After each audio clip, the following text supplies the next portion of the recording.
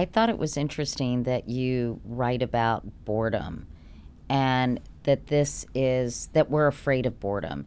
And I've written and done a lot of stuff about this as well, about busyness being kind of a badge of honor in our culture.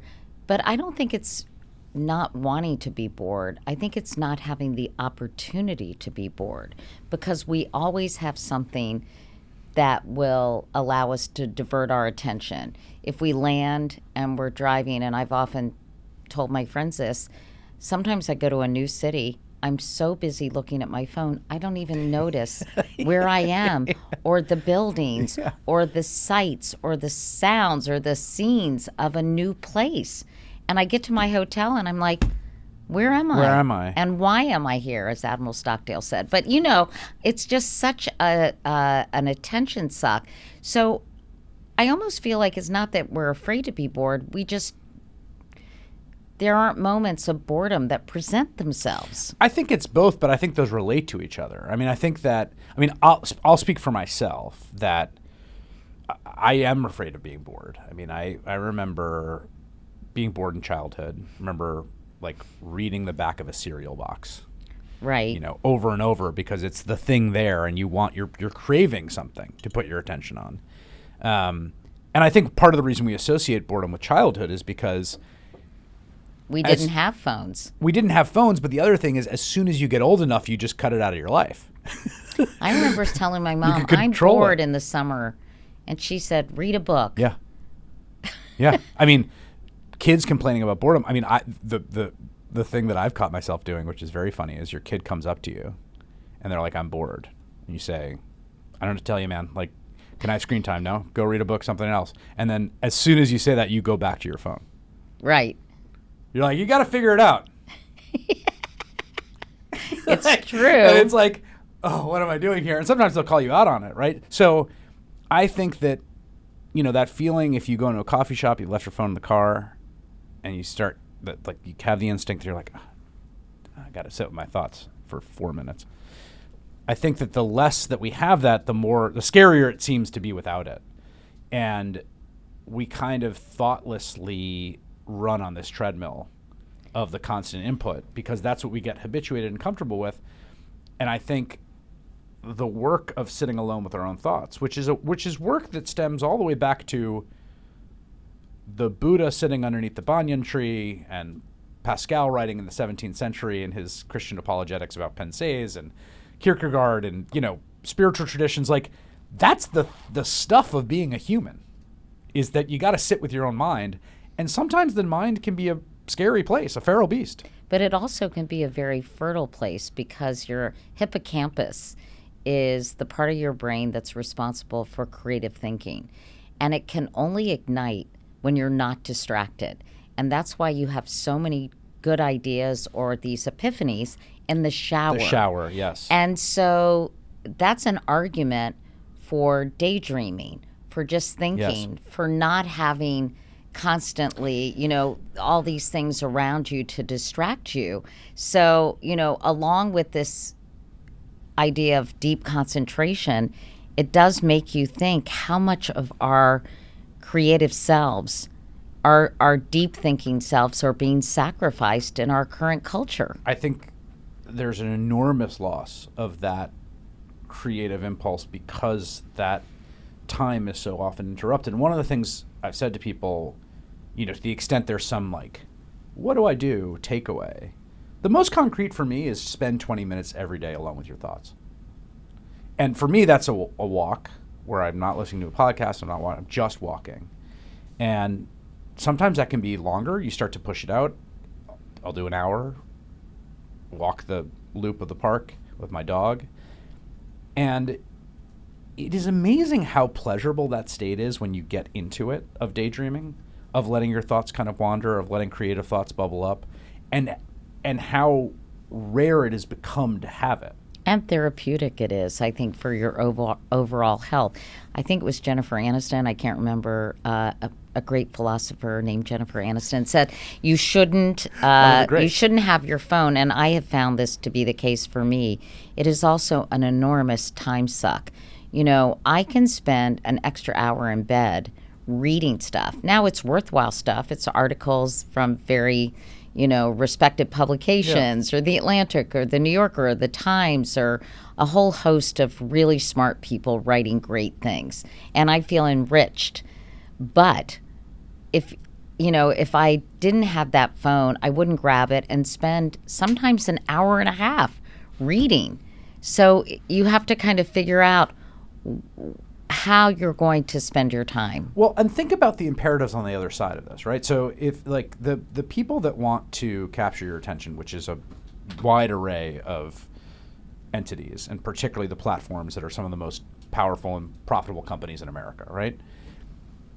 At a certain point, they have to start, you need growth. And for a while, when, for instance, the smartphone was introduced, there was this growth. Every year, more and more people got it, but then it levels off. And then you look to international markets, and that levels off too. And then at a certain point, well, you need to find more growth. And what is it? Well, there's a fixed amount of people with a fixed amount of waking hours. Well, you can start to eat into sleep. Well, there's a fixed amount of adults with a fixed amount of waking hours. Well, you can start going for children. You can only watch one thing at a time. Well, maybe get people to start watching 2 or 3 things at a time, right? So there's all these places that the growth imperative starts to push against these limits, like sleeping.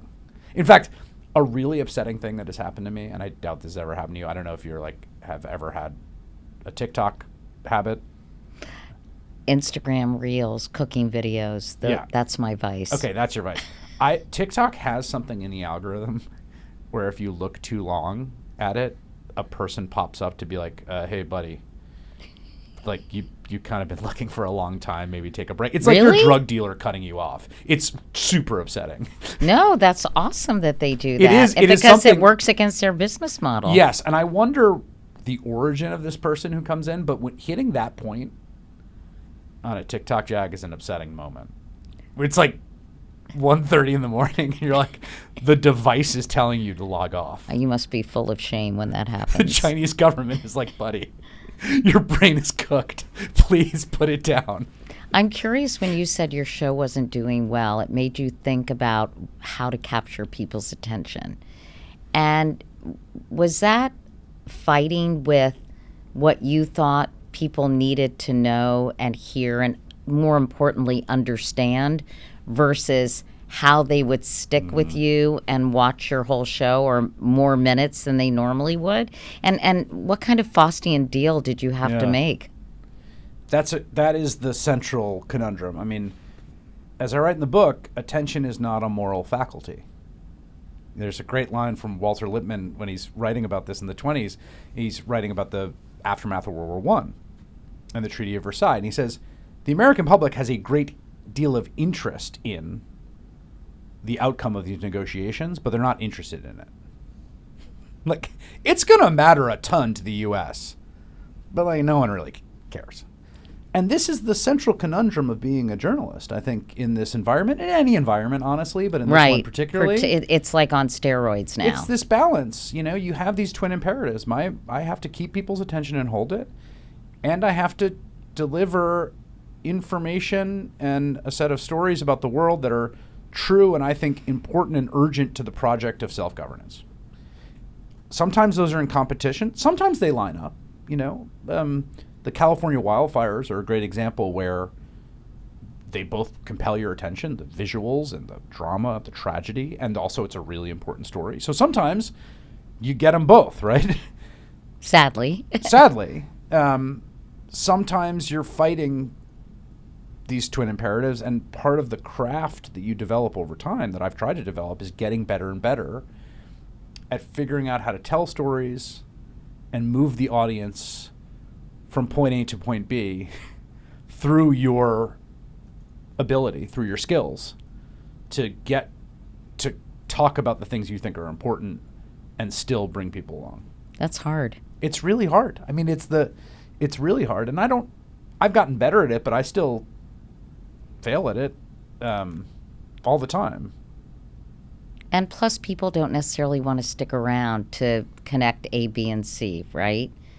So I think it depends. I guess so. People who watch your show probably do. At some level, I think we have the audience segmentation, which can be bad in certain ways, can also self-select for people that are You know, Right. at this point, one of the things that I like about my job and the relationship I have vis-a-vis this sort of these attentional questions is I'm not just popping into someone's algorithmic feed to try to grab their attention for a few seconds they've never seen me, right? Mm-hmm. By and large, there's a relationship that has been built up with the viewer. And that relationship is actually important because what the relationship means is that in the same way that my relationship to the New Yorker is such that I have a relationship with the publication, and so if it lands in my house and I pick it up and I go through the table of contents and there's a profile of the conductor of the Bavarian Orchestra, and I'm like, I'm not that interested in it, but okay, I'll see what you got because I know, and then I'm like, oh wow, this guy's fascinating, right? That little friction you might feel is overcome by the pre-existing relationship that you have. Mm-hmm. There's some of that in the relationship I have with the audience. Right. That they're willing to trust me Mm-hmm. to guide them, such that if we're starting to do something that you, left to your own devices, maybe you wouldn't find that interesting, you stick with it.